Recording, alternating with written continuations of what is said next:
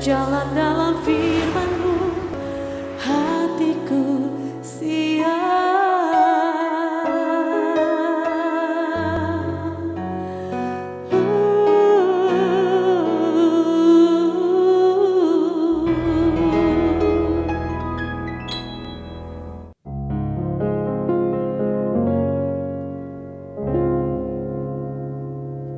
Shalom, God lover yang dikasihi oleh Tuhan Yesus. Apa kabarnya? Kiranya semua dalam keadaan sehat, bergembira, melewati semuanya. Kalau toh hari ini saudara sedang berbeban berat karena ada hal-hal yang mengganggu pikiran saudara, dan itu bisa mengganggu juga saat istirahat saudara, jangan biarkan itu terus membebani jiwamu, karena Tuhan ingin saudara bisa beristirahat dengan tenang karena ada tugas-tugas lain yang menunggu di hari-hari berikutnya.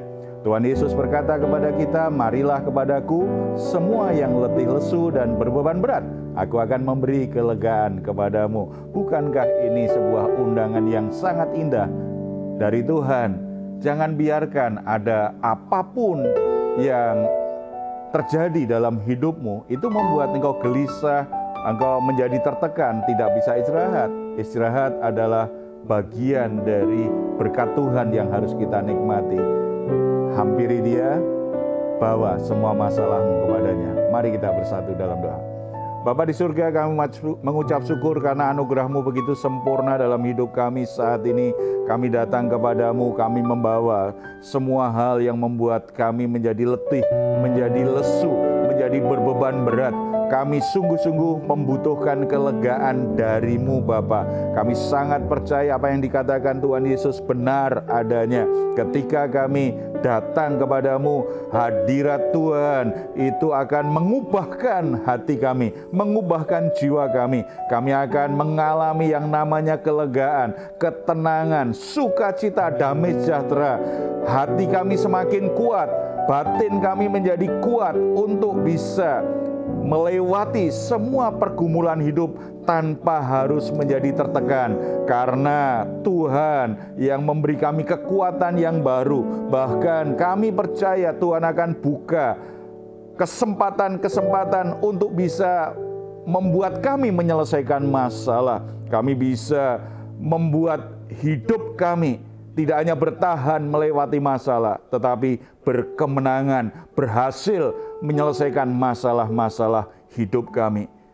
Situasi, keadaan, peristiwa apapun, biarlah itu kami bawa kepadamu. Tuhan memberi kami damai sejahtera yang kami butuhkan. Ini kami Bapa, dalam nama Tuhan Yesus kami berdoa. Amin.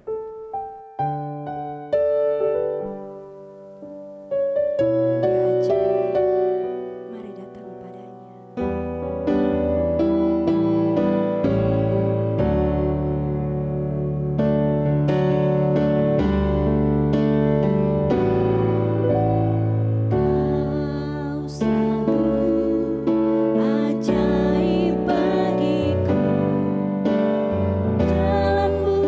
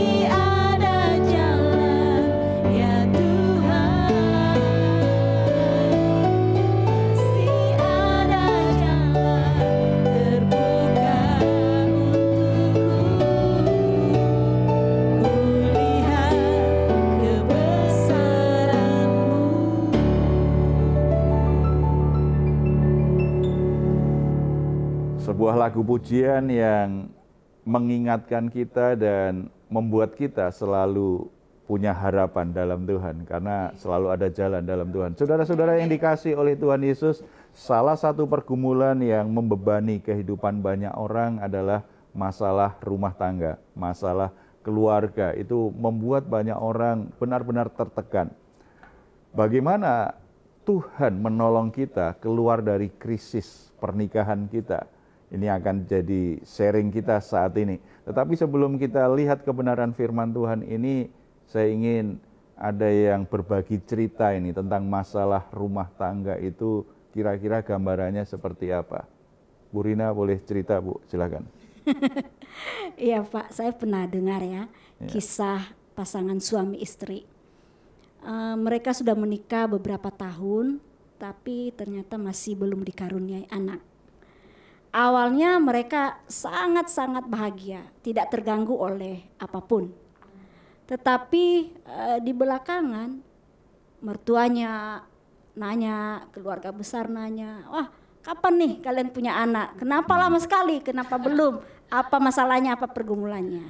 Nah akhirnya lama-kelamaan itu jadi membuat mereka bertengkar satu dengan yang lain. Ditambah lagi suaminya di PHK.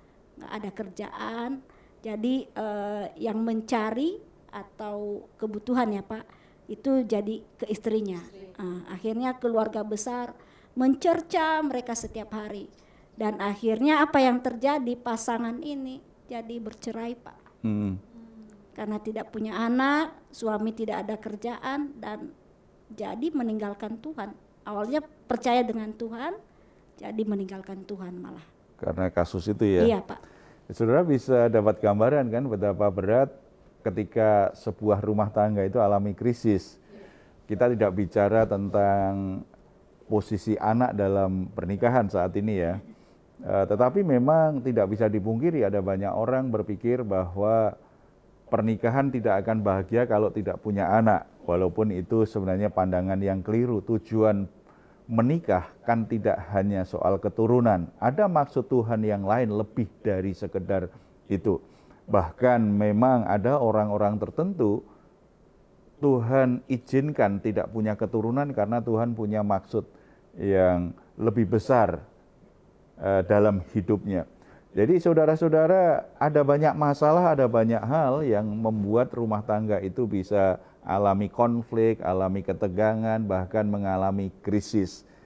Dan sayangnya banyak orang Kristen juga yang gagal untuk melewati krisis itu. Oleh sebab itu mari kita lihat kebenaran firman Tuhan dari Injil Yohanes, bagaimana Tuhan Yesus menolong orang yang alami krisis pernikahan, kemudian berhasil melewatinya, yang ada adalah sukacita dalam pernikahan mereka. Kita akan membuka Alkitab kita dari Yohanes pasal yang kedua. Kalau kita baca ayat yang pertama sampai 12, di situ diberi judul perkawinan di Kana. Ini sebuah kisah yang kita tahu, sering dengar, bahkan baca berulang-ulang. Mujizat pertama Tuhan Yesus itu di Kana, menyelamatkan sebuah pernikahan. Kita baca terlebih dahulu ayat 1 sampai yang ke-7. Pada hari ketiga ada perkawinan di Kana yang di Galilea dan ibu Yesus ada di situ. Yesus dan murid-muridnya diundang juga ke perkawinan itu. Ketika mereka kekurangan anggur, ibu Yesus berkata kepadanya, "Mereka kehabisan anggur." Kata Yesus kepadanya, "Mau apakah engkau daripadaku, ibu, saatku belum tiba?" Tetapi ibu Yesus berkata kepada pelayan-pelayan, "Apa yang dikatakan kepadamu, buatlah itu." Di situ ada 6 tempayan yang disediakan untuk pembasuhan menurut adat orang Yahudi. Masing-masing isinya 2-3 buyung. Yesus berkata kepada pelayan-pelayan itu, "Isilah tempayan-tempayan itu penuh dengan air." Dan mereka pun mengisinya sampai penuh. Sampai di sini dulu. Saudara-saudara, di masa itu anggur itu bagian dari pesta pernikahan yang tidak boleh ditiadakan. Makanya kalau dalam sebuah pesta pernikahan kekurangan anggur itu aib bagi keluarga yang melangsungkan pernikahan. Itu dianggap sebagai sesuatu yang memalukan Bahkan kalau anggurnya tidak enak pun, rasanya tidak enak, itu juga dianggap bisa jadi aib bagi pernikahan. Makanya betapa bahayanya kalau dalam sebuah pesta pernikahan tidak ada anggur. Di sini mereka kehabisan anggur, berarti mereka sedang mengalami krisis. Kalau ini tidak bisa diselesaikan, maka pesta pernikahan yang meriah itu tidak ada artinya, karena ada aib. Keluarga bisa malu, tamu-tamunya tidak bisa menikmati anggur. Yesus hadir, Ibu Maria hadir. Ketika Ibu Maria tahu itu, dia langsung berkata kepada Yesus, mereka kekurangan anggur. Lalu berpesan juga kepada pelayan-pelayan, apapun yang dikatakan oleh Yesus, lakukan saja. Dan perintah Yesus sangat sederhana sekali. Kamu ada tempayan-tempayan untuk pembasuhan. Kalau orang-orang di sana kan biasa ada tempayan untuk membasuh tangan, membasuh kaki sebelum masuk ruangan. Isi saja dengan air penuh. Saudara-saudara, perintah Yesus ini mungkin saja nggak masuk akal untuk sebagian orang. Mereka butuh anggur, tetapi Yesus menyuruh mereka mengisi tempayan dengan air. Tetapi disitulah iman. Apa yang dikatakan oleh Ibu Maria itu sedang mengajarkan beriman itu seperti itu. Apa yang dikatakan Yesus, lakukan tanpa harus berbantah-bantahan. Sebab apa yang dikatakan Yesus itu pasti sebuah kebenaran. Walaupun kelihatannya tidak masuk akal, itu bertentangan dengan kebiasaan selama ini. Alkitab mencatat banyak peristiwa yang seperti itu kan. Bagaimana mujizat terjadi seiring mereka melangkah mentaati apa yang dikatakan oleh Yesus. Petrus bisa berjalan di atas air karena apa? Yesus yang memerintahkannya. 5 roti bisa memberi makan 5.000 laki-laki. Karena apa? Karena Yesus yang memerintahkannya kepada murid-murid untuk membagikan kepada semuanya. Simon Petrus bisa menangkap ikan yang begitu banyak sampai perahunya akan tenggelam. Padahal dia sudah gagal total. Melaut, menebarkan jala sepanjang malam. Tidak ada satu ekor ikan pun didapat. Tetapi ketika Yesus berkata, tebarkan jalamu, dia taat kepada apa yang Yesus katakan. Maka mujizat terjadi. Saudara, iman selalu terkait dengan sebuah respon positif terhadap firman Tuhan, terhadap apa yang Yesus katakan. Lakukan apa yang Tuhan katakan. Ini prinsip yang sangat penting. Kalau kita ingin keluar dari krisis pernikahan kita harus mencari wajah Tuhan. Kita harus mencari kehendak Tuhan. Kita harus datang kepada Tuhan. Apa yang Tuhan katakan kepadaku tentang hal ini? Saya kenal seorang pengusaha yang setiap dia ada masalah, sering, ya pasti tidak selalu ya, tetapi sering hubungin saya. Dan dia tidak hanya minta doa, Pak Heru, boleh tidak saya dibekali firman Tuhan? Apa yang firman Tuhan, apa yang cocok dengan masalah saya ini?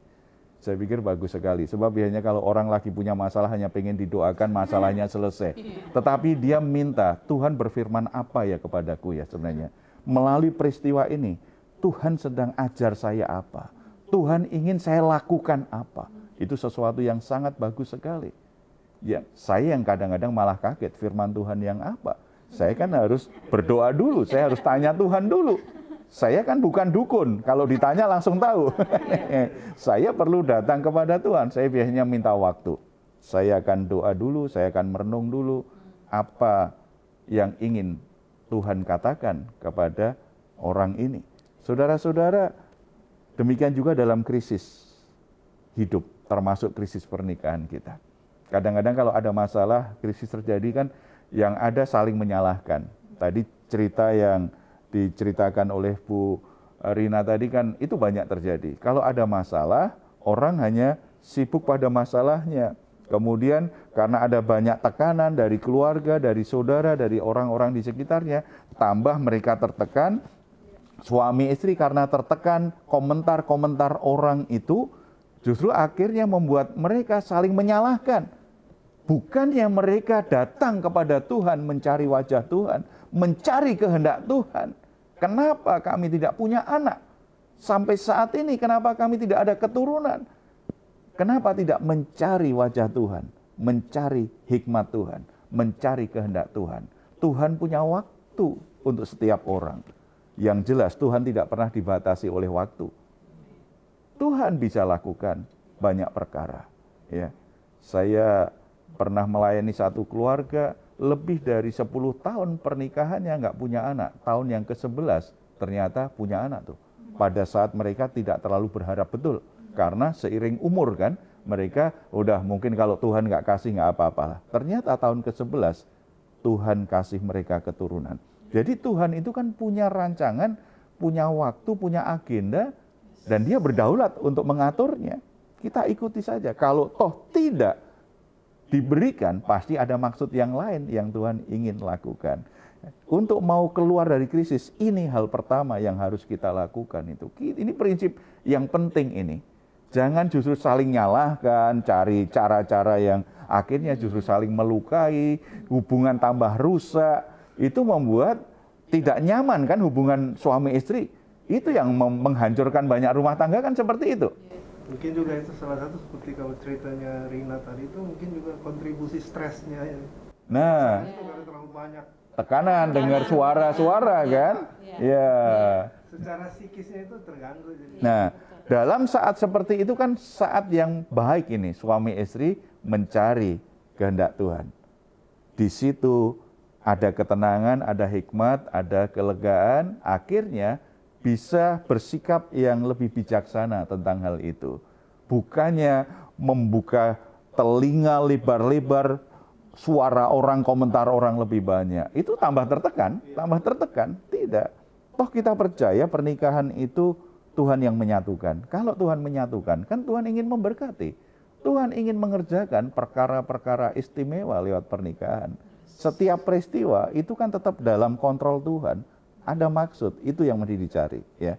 Dan bersyukur karena ada Ibu Maria yang waktu itu memberi nasihat. Mungkin di zaman kita ada orang-orang tertentu. Ada orang tua kita, ada saudara kita, ada sahabat kita, atau ada hamba Tuhan yang bisa memberi masukan kepada kita. Tetapi ingat, harus akhirnya pusatnya pada pribadi Tuhan. Apa yang Tuhan ingin aku lakukan dalam keadaan ini. Lalu dalam situasi yang seperti itu kita akan bisa belajar lebih lanjut. Yang pertama, hal yang penting, Tuhan itu sebenarnya selalu hadir dalam pernikahan kita. Kan tidak kebetulan Ibu Maria, Yusuf, dan Yesus datang di pernikahan itu. Kisah ini ditulis menjadi sebuah pesan kepada kita. Sebenarnya Tuhan itu selalu hadir dalam rumah tangga kita. Keadaan apapun, Tuhan selalu menyertai kita. Kita saja kalau ada masalah seperti nggak ada Tuhan. Karena kita terlalu galau dengan omongan orang, dengan komentar orang. Karena kita terlalu risau dengan masalah yang terjadi.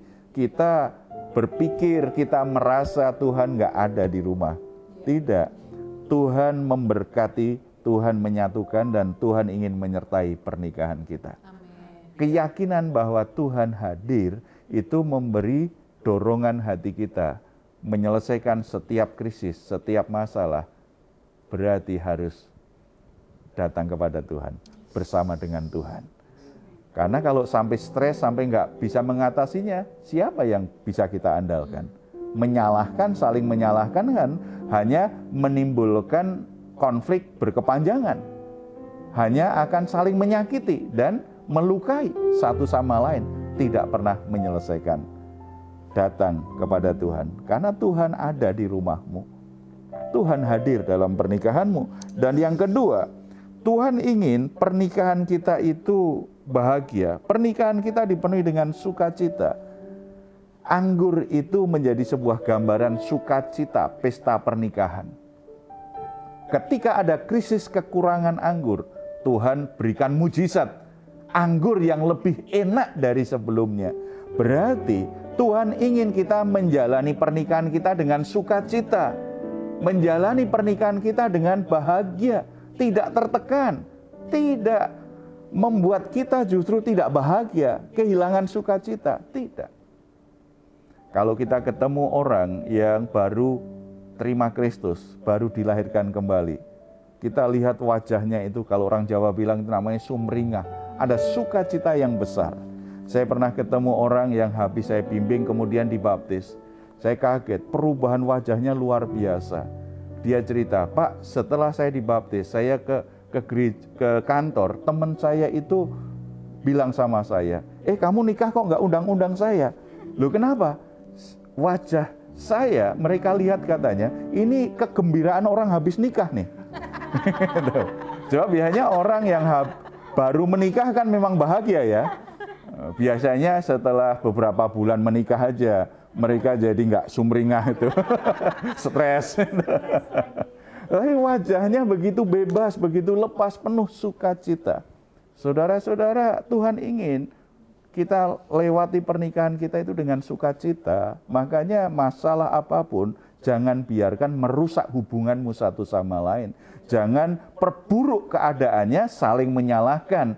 Jangan perburuk situasinya, hanya kita dengarkan omongan orang, tetapi kita tidak mencari suara Tuhan tentang krisis yang sedang kita hadapi. Tidak, Tuhan ingin pernikahan kita jalani dengan sukacita, membuat kita bahagia. Orang kan bilang begini, untuk apa saya menikah kalau tidak bahagia? Benar juga. Untuk apa? Kalau ingin menderita, jangan menikah. Sebab ada banyak jalan untuk menderita. Jangan tambahin masalah yang lebih berat dengan menikah. Gitu. Menikah itu kan ingin bahagia. Kalau ada hal-hal yang merampas kebahagiaanmu, datang kepada Tuhan, minta pertolongan, minta anugerahnya bekerja. Keyakinan ini kan membuat kita akhirnya, saya tidak akan biarkan apapun merampas sukacita kami dalam pernikahan. Saya tidak akan biarkan situasi apapun membuat saya kehilangan kebahagiaan. Kalau kita punya pandangan seperti itu, kita akan selalu cari solusi untuk bebas dari krisis itu. Dan solusinya Tuhan sudah tunjukkan, kehadiran Tuhan dalam rumah tanggamu. Dan yang ketiga, kita bisa pelajari kunci mujizat Tuhan, kunci keajaiban terjadi dalam rumah tangga kita apa? Taat. Seperti para pelayan mentaati. Kelihatannya sederhana, tetapi kesederhanaan dalam ketaatan itu menghasilkan mujizat. Anggur yang lebih enak dari sebelumnya. Demikian juga ketaatan kita kepada Tuhan. Kadang-kadang itu perintah-perintah lama yang kita sudah tahu tetapi kita nggak lakukan karena kita anggap nggak harus itu, nggak wajib itu. Tetapi mari belajar, taati saja. Kalau ada orang-orang yang harus kita ampuni, ampuni. Ada orang-orang yang harus kita coba lebih mengerti, oke, kita belajar mengerti. Kalau ada orang-orang yang kita tahu harus kita jauhi, mari kita jauhi. Kalau ada hal-hal dalam hubungan itu yang harus kita perbaiki, ternyata selama ini aku egois, aku minta dipahami, tetapi aku tidak mau memahami pasangan. Selesaikan saja, belajar untuk memahami pasangan dan tidak menuntut pasangan memahami kita. Hal-hal kecil apa yang selama ini tidak kita kerjakan, padahal kita tahu itu bagian dari perintah Tuhan supaya kita punya hubungan yang harmonis dengan pasangan kita. Segera perbaiki, segera lakukan. Kunci mujizat adalah ketika kita bertindak seperti apa yang Tuhan firmankan. Jika saat ini di antara saudara ada yang sedang mengalami krisis yang seperti itu, saudara tidak lagi bersukacita, tidak lagi bahagia menjalani pernikahanmu, masih ada harapan. Tuhan bisa mengubah situasinya. Saudara bisa nikmati kembali sukacita dan kebahagiaan pernikahanmu. Karena ketika Tuhan hadir dalam rumah tanggamu, mujizat terjadi, keajaiban terjadi, pemulihan terjadi. Kita bersatu dalam doa. Bapa di surga, kami ucap syukur karena Engkau tidak hanya menyatukan orang-orang dalam satu pernikahan dan memberkatinya, tetapi Engkau tetap menyertai apapun keadaannya. Tuhan tidak pernah meninggalkan. Tetapi seringkali di antara kami ketika krisis datang, masalah datang dalam rumah tangga, kami yang menjauh dari Tuhan, kami hanya fokus pada situasi yang buruk, kami hanya fokus pada perasaan kami yang sakit, perasaan kami yang stres, perasaan kami yang tertekan, kegalauan hati kami hanya sibuk mendengarkan apa yang dikatakan orang lain, komentar-komentar orang di sekitar kami, sehingga kami justru menjauhkan diri dari Tuhan. Tetapi hari ini Tuhan ingatkan kami, apapun keadaan yang sedang terjadi dalam rumah tangga kami, Tuhan tetap hadir. Tuhan ingin mengubah situasinya, mengubah krisis